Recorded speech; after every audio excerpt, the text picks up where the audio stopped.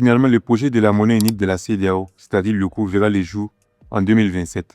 Ce projet avait été prévu pour 2020, mais a été reporté à plusieurs reprises depuis les années 2000.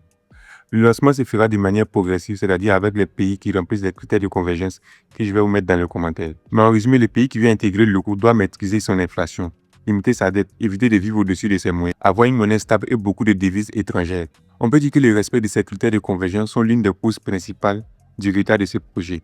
Donc la CEDEAO a finalement décidé d'avancer avec des pays qui sont prêts. Ces critères de convergence sont importants parce que partager une même monnaie, c'est aussi partager une même politique monétaire. Si un pays connaît une forte dette ou une inflation très élevée, cela peut fragiliser l'union monétaire. Surtout que les économies de la CEDEAO ont des structures très différentes.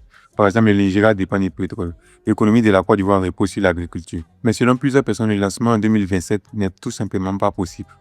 En fait, le régime d'échange n'est pas encore établi. On ne sait pas si ça sera une monnaie flottante en fonction de l'offre et de la demande ou une monnaie fixe, comme le cas du franc CFA. Est-ce que les pays de l'AES feront partie de cette union monétaire?